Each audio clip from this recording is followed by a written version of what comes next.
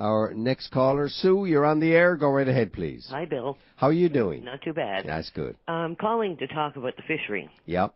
I know it's not your favorite. Well, it's not that it's not your favorite subject. No, it's just that I don't. Every time I think about the fishery, I don't know if I'm punched or bored. Obviously, there's a lot of significant problems and still areas to be addressed. Right. But you know, Bill, I am as a Newfoundlander and Labradorian, and I'm not involved in the fishery. Never have been. Right. But I have to say, the moratorium, I think, was 91 and supposed to be recovered by 2001, where 2011 is not recovered yet. Bill, when do we ask the federal government for the $1 billion a year? When does that come? The $1 billion a year. That's what we've lost in our ground stock. Yeah, well, they recovered. John Crosby saw to it that the federal government threw money at us with both hands, whether during the time, the time of the package and so on. That was supposed to transition us to when the stock recovered. That's right. So the mismanagement of the federal government, if I'm understanding you correctly, Sue, regarding the fishery, should be compensated for by the federal government. Their mismanagement, that is, on an ongoing annual basis. Is that it? Well, when it didn't recover, because you go with I think it was TAGS and NCARP at the time, which was the transitional fund. That's right. And you're supposed to get through the 10 years. Now, we lost 40,000 people. I think it was the largest per capita industry destruction in this country and ever has been in this country. Yeah, probably in North America. Probably. Yeah. So we lost, on real amounts of rural population, not the same as the rest of the country. They might have been 1 or 2%. We were 20. Yeah. It's what I have to ask, I guess, Bill, is when do we get to that point? Because we're 10 years past a recovery. It has not recovered. Now, we can fish more crab, we can take more lobster, we can haul all that out if that's what they're going to do. But that doesn't change the $1 billion a year loss in that stock, which they were responsible for managing.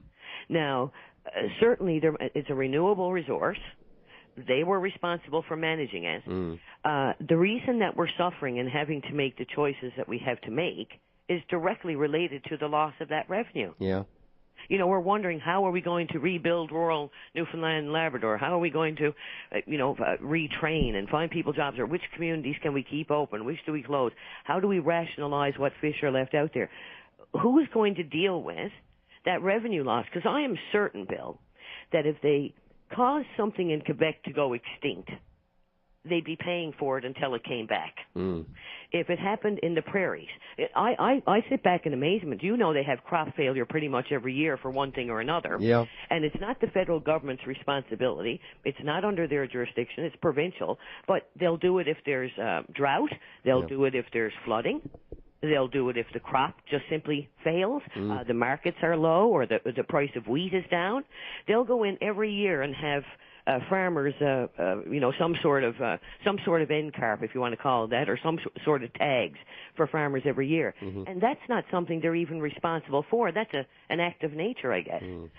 With Newfoundland and Labrador, who's going to ever deal with this issue? We seem to be... Well, do you want an answer to that, Sue? Do you want a bald-faced answer to that? Nobody, no time is ever going to deal with that. You will never get your $1 billion or whatever our compensation should be per year from the federal government for their destruction, their mismanagement of the fisheries. Not going to happen.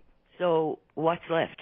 Yeah, there you go. I mean, I think then the serious questions have to be asked, Bill, because if we all concur, I think every politician in this province has said the fishery is the backbone of our society. Yeah. Okay, the backbone is broken.